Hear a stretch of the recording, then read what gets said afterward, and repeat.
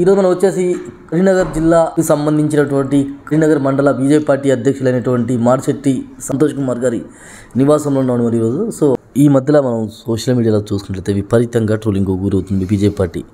అంటే దొంగ ఓట్లు వేశారని ఒక స్క్రీన్ మీద రాహుల్ గాంధీ గారు చూపించడం, ఇట్లా అంటే అడ్రస్ లేదు, పేరు లేదు, ఏం లేదు, అలాంటి వ్యక్తులతోనే రిగ్గింగ్ చేసి మరి ఈరోజు అంటే దొంగ ఓట్లు వేయించుకుని మరి అధికారంలోకి వచ్చిన బీజేపీ పార్టీ అనేసి సోషల్ మీడియాలో పెద్ద ఎత్తున ట్రోలింగ్ జరుగుతుంది. సో దీనికి మీరు ఇచ్చే సమాధానం ఏంటి? రాహుల్ గాంధీకి బుద్ధి లేని నాయకత్వంలో కాంగ్రెస్ పార్టీ పోతుంది. ఎందుకంటే కామన్గా వాళ్ళు గెలిచిన అంటే లోక్సభ ఎన్నికల ముందు 6 నెలల ముందు ఛత్తీస్గఢ్ కానీ లేదా రాజస్థాన్ కానీ ఇతర ప్రాంతాల్లో రాజస్థాన్ మరియు ఇతర రాష్ట్రాల్లో కర్ణాటక రాష్ట్రంలో గెలిచింది కదా. మరి అప్పుడు ఈసీ గురించి ఎందుకు ప్రస్తావన చేయలేదు? అంటే ఆ రాష్ట్రాల్లో దొంగ ఓట్లు లేవా? మరి అప్పుడే దొంగ ఓట్లు ఉన్నాయని మరి ఎందుకు ఆ రాష్ట్రంలో మరి రీపోలింగ్ ఎందుకు పెట్టలేదు? ఎందుకు జరిగింది అంటే ఒకవేళ నిజంగానే భారతీయ జనతా అన్నిటికన్నా గెలిస్తే ఖచ్చితంగా డౌట్ వస్తుంది కదా. సో రెండింటిని వదిలేశారేమో. అంటే ఇప్పుడు ఉన్నటువంటి పరిస్థితుల్లో తెలంగాణలో ఖచ్చితంగా మళ్ళీ బీజేపీ పార్టీ పడికి వస్తే ఖచ్చితంగా అనుమానాలు రేకెత్తించే అవకాశం కూడా ఉందనుకోవచ్చు కదా. మనం ఎందుకోసం అంటే బీఆర్ఎస్ పార్టీ మళ్ళీ గెలిస్తే ప్రజలు ఖచ్చితంగా ఇది మొత్తం దొంగ ఓట్లని ప్రజలు కూడా అర్థమైపోతుంది. సో బీజేపీ పార్టీ గెలిస్తే అంటే అసలు పార్టీ గ్రాఫ్లు అనేటువంటి తెలంగాణలో ఈరోజు బీజేపీ పార్టీ గెలిచిందని అనుకోవచ్చు కదా ప్రజలు కూడా. సో అంటే మనం ఈ పాయింట్ ఆఫ్ వ్యూలో కూడా మనం ఆలోచించుకుంటే నేను అదే అంటున్నా అండి. ఇప్పుడు ఒక నాయకత్వము ఒక వంశంలో పుడితే నాయకత్వం రాదు. ప్రజా సమస్యలపై ప్రజల వారి యొక్క శ్రేయస్సు గురించి పనిచేస్తుంటే తపన పడితే నాయకత్వం అని వస్తుంటుంది. కేవలము లాల్చీ పైజామా వేసుకొని గాంధీ పేరు చెప్పుకొని నెహ్రూ తాత పేర్లు చెప్పుకొని నాయకత్వం ఎంతో రోజులు నిలబెట్టుకోలేరు. ఆ నాయకత్వం కింద పనిచేసిన కాంగ్రెస్ పార్టీ కూడా కూడా ప్రశ్నార్థకం. ఎందుకనంటే ఇప్పుడు మరి నిజంగా దొంగ ఓట్లు ఉన్నాము. ఇప్పుడు తెలంగాణలో గెలిచింది, కర్ణాటక గెలిచింది, ఇతర రాష్ట్రాల్లో గెలిచింది కదా. మరి అక్కడ ఓట్లు ఉన్నప్పుడు మీరేం చేయాలి? నిజంగానే ఇప్పుడు బీసెట్ డిక్లరేషన్ మేము చేసినాం అంటున్నారు కదా. తెలంగాణ రోల్ మోడల్ అన్నారు కదా. తెలంగాణ రోల్ మోడల్ అయినప్పుడు మీ ఎన్నికలను రద్దు చేసేసి దొంగ ఓట్లు తీసేసి మీరు మళ్ళీ బై ఎలక్షన్లు పెట్టి మేము దొంగ ఓట్లు తీసేసినాం, తెలంగాణ గెలిచినాం, అట్లా విధంగా మీరు దేశంలో గెలవాలని ఛాలెంజ్ చేయండి మాకు. అది ఒక సరైన సమోజ్యం ఉంటుంది. అంతేగాని ఇంకొకటి ఏంటంటే అసలు దొంగ ఓట్లతో గెలిచిన ప్రధాని వాళ్ళ తాత నెహ్రూ. ఎందుకంటే ఆనాడు సర్దార్ వల్లభాయ్ పటేల్ గారికి ఉన్న ఓట్లు సర్దార్ పటేల్ గారికి వస్తే ఈయన ఒక్కోటి కూడా రాని వ్యక్తి ప్రధానమంత్రి అయినాడు. కాబట్టి వీళ్ళు దేశంలో దొంగ ఓట్ల గురించి మాట్లాడే అర్హత లేదు. ఎందుకనంటే ఒక సోనియా గాంధీ పెళ్లి చేసుకున్నది, ఆమె 1980లో ఓటుకు ఎట్లా వేస్తుందండి? ఓటుకు ఎవరిచ్చిరు? ఇటలీ సభ్యత్వం ఉంది, ద్వంద్వ పౌరసత్వాలు ఉన్నాయి. అంటే ఒక రాజ్యాంగాన్ని తుంగలో తొక్కి దొంగ ఓట్లు వేసిన చరిత్ర, దొంగ ఓట్లతో మీరు ప్రధానమైన చరిత్ర మీకే ఉన్నది, కాంగ్రెస్ పార్టీకే ఉన్నది. ఎందుకంటే ఈసీ ఎగ్జాంపుల్ అంటే ఇప్పుడు ఈసీ బీజేపీ పార్టీ ఇక్కడ సైకిల్లో పనిచేయట్లేదు అంటారా? నేను ఏమంటున్నా అంటే అన్న, జనరల్గా ఈ యొక్క సమాజాన్ని ఎవరైతే చూస్తున్నారో, ఈ రాజకీయ అంశాలను పరిశీలిస్తున్నారో వాళ్ళకి అర్థమవుతుంది. డైలీ న్యూస్ పేపర్ చూసుకోవడానికి అర్థమవుతుంది. ఏమర్థమవుతుంది చెప్పన్నా? వాస్తవానికి ఈసీ డిపార్ట్మెంట్ ఎన్నికలప్పుడే కలెక్టర్ని ఉపయోగించుకుంటుంది, ఎంఆర్ఓ కానీ ఇతర రెవెన్యూ డిపార్ట్మెంట్లు కానీ ఇక్కడ గ్రామ పంచాయతీ సిబ్బందిని ఉపయోగించుకొని ఇది దొంగ ఓట, నకిలీ ఓట వేరు వేసే పద్ధతి వీళ్ళ చేతిలో ఉంటుంది. కానీ ఈసీ వాళ్ళు వచ్చి డైరెక్షన్ చేస్తారా నీకు తీసేయమని చెప్పి? 2014లో బీజేపీ పార్టీ చాలా హామీలు ఇచ్చింది.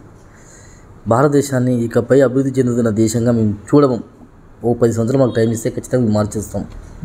సో అభివృద్ధి చెందిన దేశాల జాబితాలో మేము ఖచ్చితంగా ఒక భారతదేశాన్ని మేము అక్కడ పెడతాం, నల్లధనాన్ని మొత్తం వెనక్కి తీసుకొస్తాం, ఇండియాకి రప్పిస్తాం నల్లధనాన్ని. సో ఆ డబ్బుతోని మనకు ఇండియాని ఒక సింగపూర్ లాగా, ఒక అమెరికా లాగా, ఒక ఇంగ్లాండ్ లాగా, ఒక జపాన్ లాగా మనం తయారు చేసుకోవచ్చు. అంత టెక్నాలజీ మన దగ్గర ఉంది, అంత డబ్బు కూడా మన దగ్గర ఉంది. సో నల్లధనాన్ని మొత్తం తీసుకొస్తానని చాలా మాటలు చెప్పారు. సో అంటే నిజంగా ఇప్పటివరకు 2014 ఇచ్చినట్టు హామీలు కూడా అన్నీ కూడా అయినట్టారా ఈ 10 సంవత్సరాల మొత్తం? దానికన్నా 11 సంవత్సరాలు నేనేమంటున్నా అంటే అసలు హామీలు ఇవ్వని కూడా హామీలు అమలయ్యాయి, ఇవ్వకుండా కూడా కొన్ని హామీలు అమలయ్యాయి. ఎందుకనంటే నల్లధనం అని అంటే కేవలము ఏంటి స్విస్ బ్యాంకులు దాచుకుంటేనే నల్లధనం కాదు. దాన్ని ప్రజలకు ఎవరైతే ధనవంతులు ఇన్లీగల్గా ఇతరుల పేర్ల మీద లేదంటే బ్యాంకులో ఇతరుల పేర్ల మీద బిజినెస్లు చేస్తూ ఆ నల్లధనాన్ని ట్యాక్స్ రూపంలో కట్టకుండా తిరిగి దాన్ని ట్యాక్స్ రూపంలో కట్టేటట్టు చేయడం కూడా నల్లధనాన్ని రూపంలో ఒక భాగం. అది కేవలం నల్లధనం స్విస్ బ్యాంకులకి వెళ్ళి తీసుకొచ్చి అది కాదు కదా. అట్లా స్విస్ బ్యాంకులో వెళ్ళే నల్లధనాన్ని అడ్డుకట్ట వేయడము, దానిని తిరిగి ప్రజల్లో ఉపయోగించడము, జిఎస్టీ రూపంలో కానీ ఇతర మార్గాల ద్వారా కానీ ఇప్పుడు క్యూఆర్ కోడ్లో కానీ ప్రతి ఒక్కరు బ్యాంక్ ట్రాన్సాక్షన్ పెరగడం వల్ల జిఎస్టీ పెరుగుతున్నది. అంటే ఏంటిది? ప్రజల యొక్క ఆర్థికంగా ఎంత వాళ్ళు స్పెండ్ చేస్తున్నారు, మన ఆర్థిక వ్యవస్థ ఎట్లా తిరిగి దాన్ని మనీని రొటేషన్ చేయడం పద్ధతి ద్వారా కూడా మనం నల్లధనాన్ని అరికట్టచ్చు. దాన్ని కూడా ఎవరు ఎంతగానో ఖర్చు పెడుతున్నారో కూడా అది కూడా ఒక ప్రజాస్వామ్యంలో ఇది ఒక ఆర్థిక స్వావలంబనకి ఒక క్రమశిక్షణకి ఒక నిదర్శనం లాంటిది కదా. దాన్ని ఎందుకు ఆలోచించకూడదు, ఏమన్నా నల్లధనమే అని అనుకుంటున్నారు. కాబట్టి ఇది కూడా నల్లధనానికి రూపుమాపడానికి కూడా ఇది కూడా ఒక ప్రధాన భూమిక వహిస్తున్నది అని మా ఒక ఆలోచన. బీజేపీ పార్టీ 8 ఎంపీ సీట్లు గెలిచింది కదా, బీఆర్ఎస్ పార్టీతో ఉన్నటువంటి పొత్తు వల్ల కదంటారా గెలిచింది. బీఆర్ఎస్కి ఆల్టర్నేటివ్గా బీజేపీని గెలిపించుకుంటారు ప్రజలు. అందుకనే బీజేపీకి 8 సీట్లు వచ్చినాయి. వాస్తవానికి ఇంకెక్కువ సీట్లు వచ్చేది కానీ అంతేనంటారా, లేకపోతే లేకుంటే బీఆర్ఎస్ పార్టీ ఎట్లా గెలిచినా కూడా ఈ సీట్లు వేస్ట్ అవుతాయి కదా మనకి. సో బీజేపీ పార్టీ గెలిచిన ఓట్లు గంప గుర్తుగా ఒక ఉద్దేశంతో వచ్చిందంట. అంటే మీరు చూడండి ఎందుకోసం అంటే ఇదే ఆల్టర్నేటివ్గా చూస్తున్నట్లయితే బీఆర్ఎస్ పార్టీకి ఆల్టర్నేటివ్గా చూస్తే అసెంబ్లీ ఎలక్షన్స్లో ఖచ్చితంగా ప్రజలు భారీ మెజారిటీ ఇవ్వాలి. సో ఇంత 8 సీట్లు ఇస్తే కనీసం ఒక 20-30 సీట్లని ఇవ్వాలి. అసెంబ్లీలో 30 ఇచ్చేసి ఇక్కడ 16 ఇస్తే ఓకే. కానీ అసెంబ్లీలో 8 ఇచ్చేసి పార్లమెంట్లో 8 ఇచ్చారంటే అసలు ఎట్లా చూడొచ్చు ఉంటారు దాన్ని. 119లో 8, 17లో 8 ఎట్లా చూడొచ్చు, ఏ విధంగా చూడొచ్చు అంటే మీరు ఉత్తరప్రదేశ్ రాజకీయాలు కూడా చూడండి.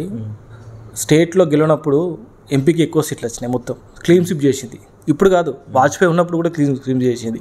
ఎందుకంటే ఈ తెలంగాణ ప్రజలు ఒక నూతన వరుడి ఉంటుంది వాళ్ళకి. ఏంటంటే ఎమ్మెల్యే, ఎంపీ, సర్పంచ్, జడ్పీటీసీ ఇవన్నీ అలగలగా ఆలోచిస్తారు.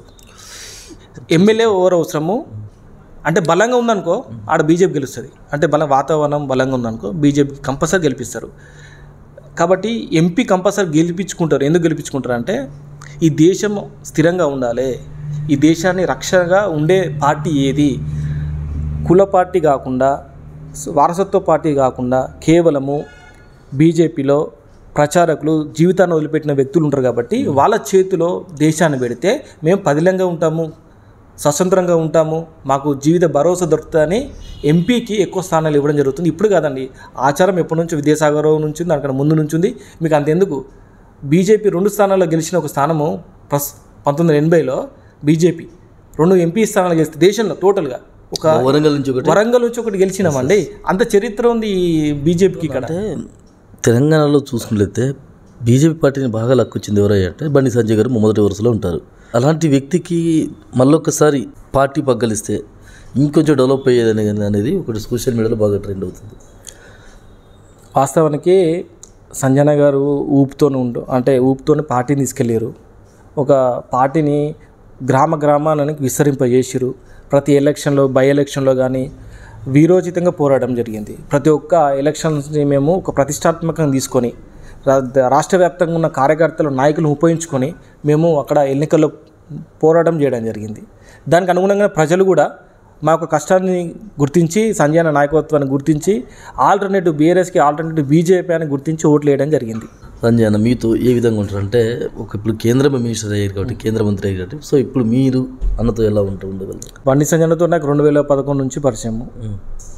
ఒక అక్బరుద్దీన్ ఓవైసీ 20 నిమిషాల్లో హిందువులను లేకుండా చేస్తా 20 మినిట్ మే హిందూ కథం కర్తే అంటే అప్పుడు ఇదే నగునూరు ప్రతిమ ముంగట ఒక 200 మందితోని ధర్నా కార్యక్రమం చేపట్టడం జరిగింది. అన్న దానికి చీఫ్ గెస్ట్గా రావడం జరిగింది.